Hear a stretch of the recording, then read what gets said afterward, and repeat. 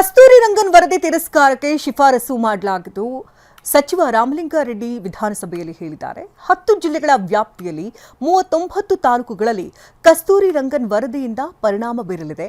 ಈ ಹಿಂದೆಯೂ ಕೂಡ ರಾಜ್ಯ ಸರ್ಕಾರ ಇದಕ್ಕೆ ಆಕ್ಷೇಪವನ್ನು ವ್ಯಕ್ತಪಡಿಸಿತು. ರೈತರ ಬೇಡಿಕೆಗಳ ಕುರಿತು ಸರ್ಕಾರದ ಗಮನದಲ್ಲಿದೆ. ಆಕ್ಷೇಪಣೆ ಸಲ್ಲಿಸುವುದಕ್ಕೆ 60 ದಿನಗಳ ಕಾಲಾವಕಾಶವಿದೆ. ಕಸ್ತೂರಿ ರಂಗನ್ ವರದಿ ತಿರಸ್ಕಾರಕ್ಕೆ ಶಿಫಾರಸು ಮಾಡ್ತೇವೆ ಅಂತ ರಾಮಲಿಂಗಾರೆಡ್ಡಿ ತಿಳಿಸಿದ್ದಾರೆ. 2013ರಲ್ಲಿ ಡಾಕ್ಟರ್ ಕೆ ಕಸ್ತೂರಿ ರಂಗನ್ ಅವರ ವರದಿ ಕೊಡ್ತಾರೆ ಸಭಾಧ್ಯಕ್ಷರೇ. ಇಕೋ ಸೆನ್ಸಿಟಿವ್ ಝೋನ್ ಅಂತ ಸುಮಾರು 56,000 ಸ್ಕ್ವೇರ್ ಕಿಲೋಮೀಟರ್ ಅಷ್ಟು. ಇದನ್ನು 6 ಬಾರಿ 2 ವರ್ಷಕ್ಕೊಂದ್ಸರಿ ನೋಟಿಫೈ ಮಾಡ್ತಾರೆ. ಮತ್ತೆ 27/7/26ರಲ್ಲಿ ನೋಟಿಫೈ ಮಾಡಿದ್ದಾರೆ ಸಭಾಧ್ಯಕ್ಷರೇ. ಅದರಲ್ಲಿ ಕಲ್ಲು ಗಣಿಗಾರಿಕೆ, ಮರಳು ಗಣಿಗಾರಿಕೆ, ಉಷ್ಣ ವಿದ್ಯುತ್ ಸ್ಥಾವರಗಳು, ಕಟ್ಟಡ ನಿರ್ಮಾಣಕ್ಕೆ ಮತ್ತು ಟೌನ್ಶಿಪ್ಗೆ ಅಭಿವೃದ್ಧಿಗಳನ್ನು ನಿಯಂತ್ರಣ ಮಾಡಲಾಗಿದೆ ಸಭಾಧ್ಯಕ್ಷರೇ. ಇದು ಒಟ್ಟು 10 ಜಿಲ್ಲೆಗಳಲ್ಲಿ ಬರುತ್ತೆ.